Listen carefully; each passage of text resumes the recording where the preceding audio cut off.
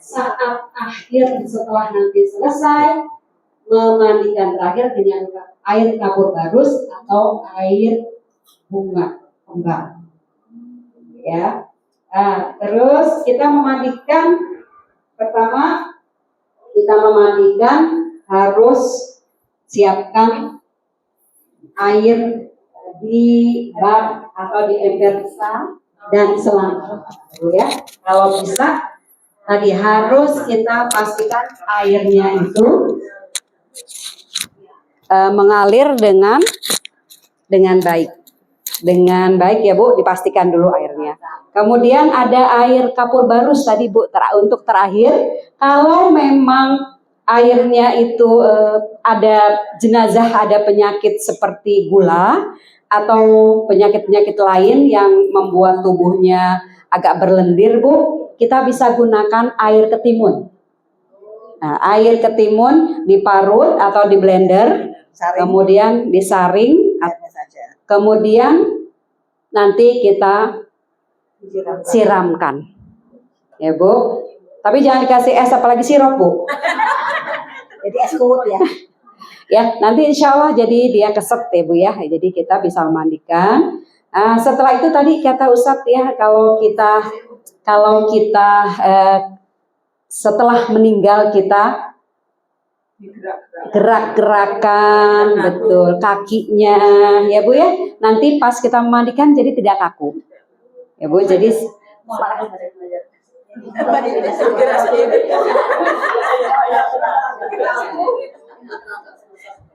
ya Bu, sebelum kita memandikan kita panggil anaknya dulu, suaminya ya Bu ya, anak-anak perempuan yang memandikan ayo dibantu.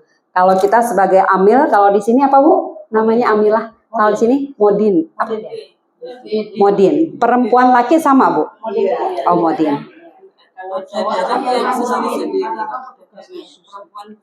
Oh iya. Sama modin juga. Ya. Jadi kita hanya menginstruksikan. Yang pertama apa Bu? Kita niat dulu. Niatnya boleh di dalam hati, boleh kita ucapkan. Boleh saya niat memandikan jenazah fardu kifayah karena Allah. Ya Bu, apa yang kita baca selama kita memandikan Bu? Cukup Allahumma firlaha. Karena perempuan jadi ha. Kalau laki-laki kita membantu suami kita, Allahumma firlahu. Nah, setelah seperti ini, anaknya kita panggil, siapa yang mau jadi anaknya atau suaminya Bu? Dua orang cukup. Karena memandikan ini perlu tenaga ekstra karena nanti akan membalikan ya Bu ya, dan membantu. Ayo coba siapa yang jadi suaminya dan anaknya? Ya. Untuk selanjutnya proses memandikannya saya serahkan kepada Ustazah Saras.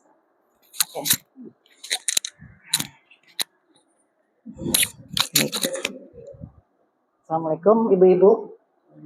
Proses daripada memandikan jenazah tadi sudah dituntun oleh Ustazah Sari, membaca niatnya dan juga membaca yang perlu dibaca dalam hati saja, tidak usah keras-keras.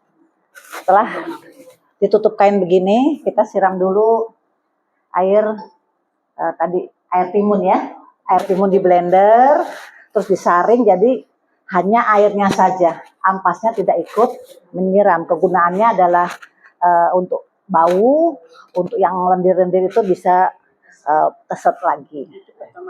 Pertama kali. Nah, pertama kali itu juga baunya kan seger ya. Ya. Nah, awal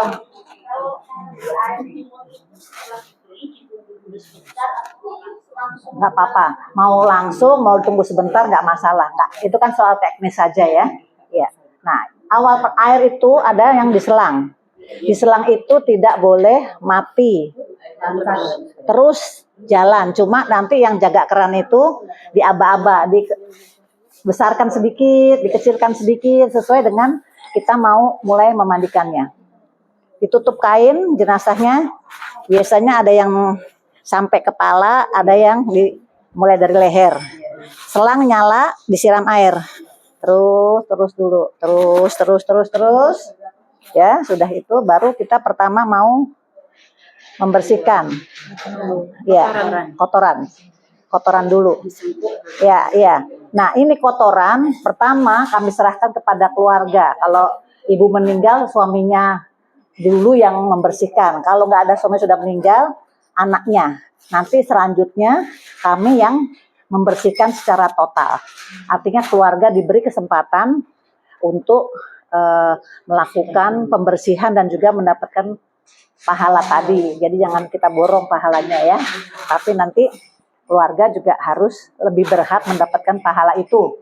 Bagaimana cara membersihkan kotoran? Banyak cara ya. Saya akan memberikan beberapa contoh cara membersihkan kotoran.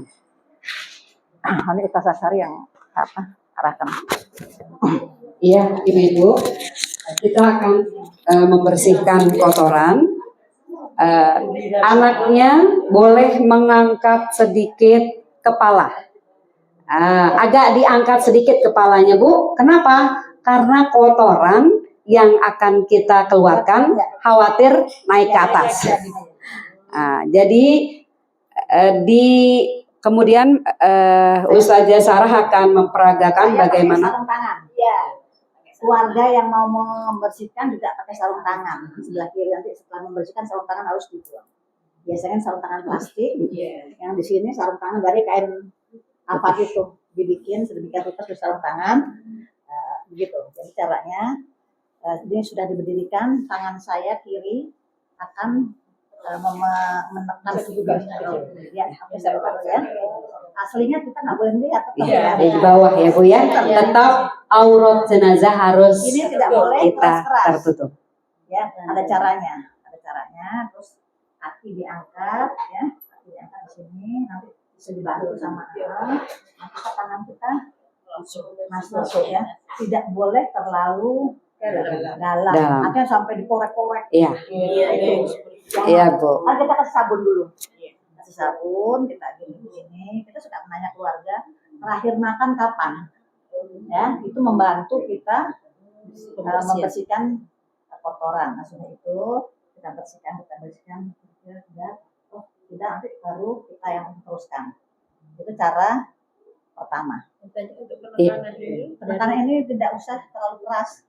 Kita menekannya dengan kasih sayang. Bisa putar, bisa begini saja, gitu. Itu insya Allah bisa. Ya, akhirnya kita menanyakan kapan terakhir makan, sangat membantu. Ya, sudah begini. Cara kedua ada juga tidur. Nah, ini dimiringkan ke sana jenazah. Kanan.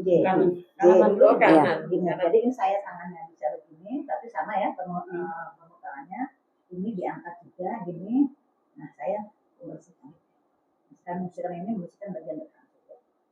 Banyak cara itu nggak usah diperdebatkan caranya. Seperti itu. Ya, jadi ada dua cara ya Bu. Tadi bisa terlentang, bukan telentang ya Bu. Kalau telentang itu nelentang. Terus bisa dimiringkan. Yang penting pakemnya jangan kasar-kasar. Seperti kita BAB aja Bu. Kan kita nggak sampai rogoh-rogoh ke dalam ya Bu ya. Apalagi memasukkan selang ke dalam dubur. Jangan sekali-sekali. Jadi airnya juga tidak terlalu jelas karena nanti kalau ada kotoran bisa muncrat. Jadi kita bilang tolong di ukuran sedang saja. Jadi yang di pojok keran itu ada biasanya keluarga saya minta tolong. Nah, sampai sini pengeluaran kotoran ada yang ditanyakan? Ada Ibu yang kurang jelas untuk pembersihan. Kadang-kadang itu terasa tak keras.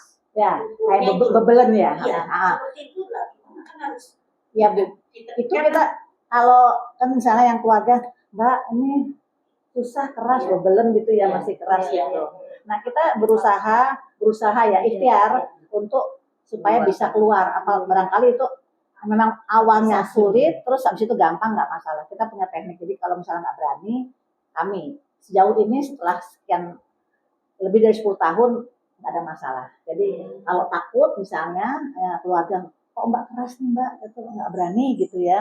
Ya udah saya ambil. Nah, itu teknik gimana? Iya. Ada. Jadi kalau keluarga karena itu ada teknik khusus ya, dia takut kan baru belum pernah belajar dan belum pernah melakukan, kami khawatir akan iya seperti itu. Iya Ibu, jadi memang ini kan jenazah tuh sudah ibaratnya apa ya, doll ya. Jadi kita inikan saja. Jadi semampu kita saja. Semampu kita. Iya, semampu kita, tapi tidak pokoknya intinya tidak boleh menyakiti. Iya, semampu. Misalkan itu masih keras, kemudian kita nggak bisa ya sudah. Nanti akan kita tambal pakai celana.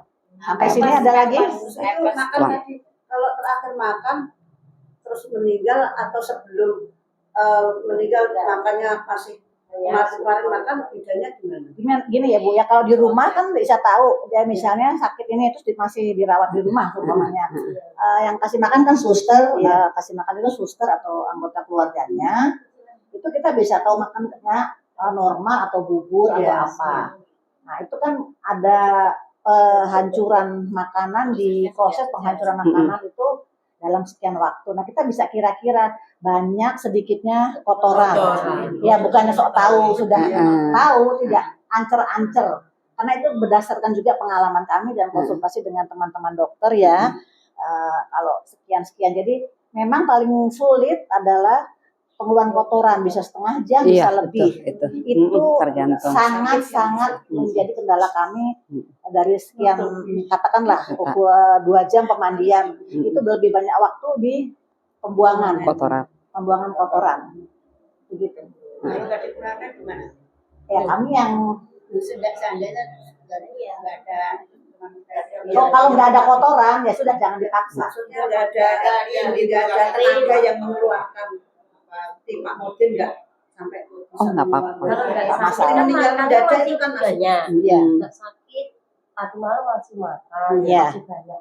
Paginya meninggal, otomatis perutnya masih perlu Banyak. makan lah ya. Iya. Dikasih pempes ini dipelilit terus Gini Bu, ini memang masalah pengeluaran kotoran itu selalu ya, jujur kami yang sudah seperti ini juga menjadi kendala ya.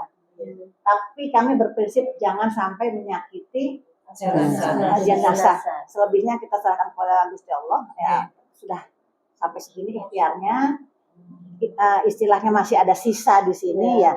Kita mohonkan ya, mohon ampunan. Kita juga, kami sebagai yang mengurusnya juga mohon ampunan, tidak sempurna membersihkan kotoran si mayit. Baik, ada lagi yang kepo lagi? memang kadang bisa keluar, kadang sama sekali tidak bisa. Tapi selama ini saya akan Bu Sari mungkin kami punya cerita sendiri dalam pembersihan. Tapi kami saling bertukar ilmu. Ikhtiar kita apa selain kita sebelum berangkat juga melakukan doa dulu, mohon kelancaran untuk jenazah dan kami yang membersihkan seperti itu. Tapi selama ini alhamdulillah sih nggak ada kendala, walaupun ada kesulitan tapi bisa ditangani. Iya Ibu, tadi kan ada 2 cara Bu, dengan itu tuh. bisa Mungkin kalau nanti tidak bisa, ketika Ibu miringkan, Ibu coba lagi. Karena kadang-kadang kadang-kadang ketika gini udah bersih nih, terus pas kita miringkan ternyata masih keluar. Jadi itu lebih meyakinkannya ketika kita miringkan, kita coba bersihkan lagi. Setelah pembersihan ada 2 cara pemwuduan. Wudhu kan setelah bersihin kotoran itu kan kita melakukan wudhu. Bisa di depan setelah dibersihkan, setelah sebelum mandi bisa, nanti sudah mandi juga bisa wudhu. Nggak usah diperdebatkan. Itu mana enaknya aja, mana pengennya. Iya. Karena yang seperti itu Bu, seperti kita mandi junub. Ya. Kan mandi wajib, wudhu boleh di awal. Seperti itu. Cuma membelakangkan cuci kaki saja. Nah, sudah bersih kan kotoran ya, air terus mengalir, mau ibrohnya mengalir selalu. Nah, setelah itu saya ambil contoh pemwuduan di depan. Di awal ya. Di awal. Selalu dari kanan. Sebelah kanan lakukan. Keluarganya yang melakukan, Ibu diwudukan. Ibu. Tangannya. Saya kasih air berapa? Iya. Diwudukan, jangan lupa ya jari-jarinya seperti mewudukan juga sela-sela jarinya Ya tangan sambil niat ya Bu, Saya niat kasih berwudu. Air jangan Oke. terlalu tinggi juga jangan terlalu rendah. Jangan Mengalir terlalu. sedang, mengalir sedang ya. Ya, ini itu sunnah, ini sunnahnya dulu. Tangan, kemudian habis tangan apa Bu wudunya? kumur-kumur. Kumur-kumur tidak usah dimaafin. Nggak perlu. Kalau di apa yang mayitnya begitu cuma kita buka dikit, kita gosok-gosok aja. Kalau memang geli-geli gitu kita pakai sarung tangan boleh, pakai kapas. Tidak usah sampai diobrok-obrok gitu. Demikian juga hidung nggak perlu sampai air gitu, tapi gini. Cuma kias aja ya Bu, kita taruh di sini Udah 3 selesai kali. semua, kira-kira wudu. Hidung. Sip. Nah sekarang dimandikan. Dari mana mulainya? Ada yang nyampoin, selalu jadi kanan. Nah, monggo keluarga diroyok. Iya, Ibu. Nah tadi udah wudu, disiram 3 kali dulu. Kanan 3 kali, kiri 3 kali, baru kita proses memandikan dari kepala. Nggak boleh Kepalanya tangan gini terus. tetap di bawah kain Bu. Jangan boleh ngintip. sampai tidak boleh ngintip auratnya Bu. Kita nggak boleh gini. Apalagi sampai dibuka gini ya Bu. Tangan saya gini. Tetap Ini udah punya mata. Iya, tetap kita jaga aurat. Sebagaimana kita hidup, kita nggak mau dilihat orang kan Bu, auratnya. Begitu pula ketika kita meninggal dunia. Setelah peringatan Mbak. Jadi peringatan Mbak. Tapi kadang penutupan itu cuma sampai di sini, pas aurat aja. Itu bagaimana? Kalau aurat wanita di mana Bu? Iya, maksudnya ya. Kecuali laki-laki. Nah, Nanti kalau ibu-ibu sudah tahu kalau modinnya bikin kesalahan, kan kita bisa meluruskan karena kita sudah belajar, sudah tahu. Itu cukup tanya aurat perempuan itu apa? Oh gitu. Ya, Iya, tetap tertutup. Iya. Ya, bolehlah Bu, misalkan tangan mau gosok tangan dia keluar dari kain gitu ya Bu ya. Gini kan kalau gini gitu ya.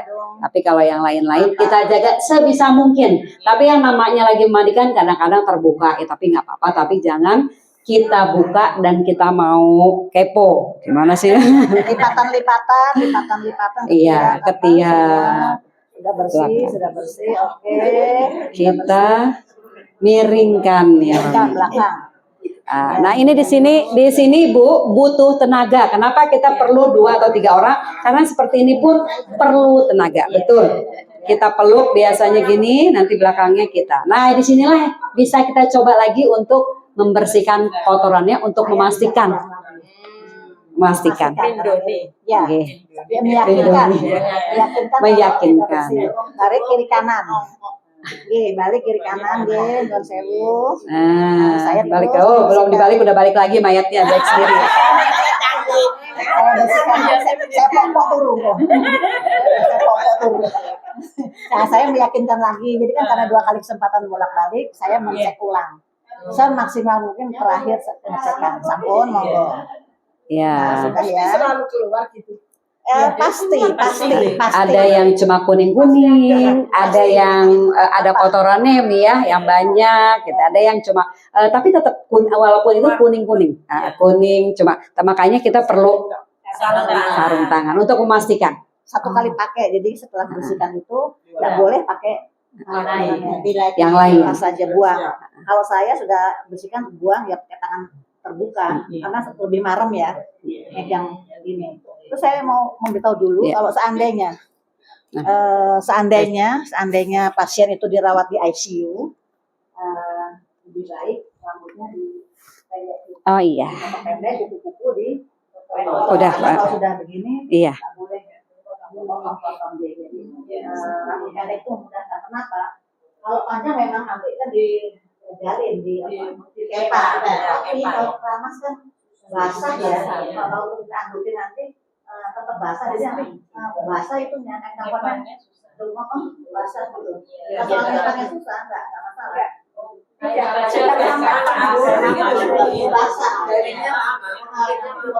Kalau kita mau sakit atau di rumah sakit, kira-kira Anda mau panggil, kita potong rambutnya sependek mungkin. Nggak masalah.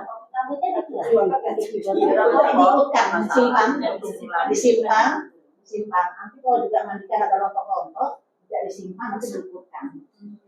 Jadi ini pengetahuannya kelihatannya sepele ya, hal kecil ya, tapi merugikan lain. Kita sekarang ini berbagi ilmu ini supaya ibu-ibu ini kalau ada seperti itu, oh ini yang ada pelajarannya. Jadi mengingatkan. Jadi kalau itu ada di ICU lama, mau meninggalkan kapan, entah kapan kita motong fotonya. Kita fotonya, dilakukan. Pokoknya akhirnya mempermudah Dan melepas ya, melepas semua tadi. Aksesoris karena nanti nggak laku buat mereka.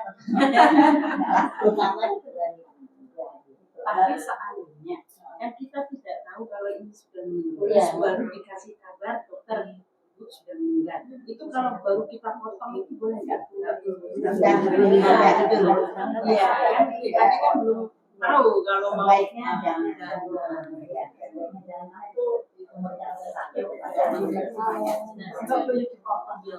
kalau sudah maju, Ini aja biar tahu. buat Ya, kamu tahu. buat Udah taja. kepedulian kita, andaikan kita menjenguk atau kita kelihatannya kok ketok wes. Oh, rotok ya.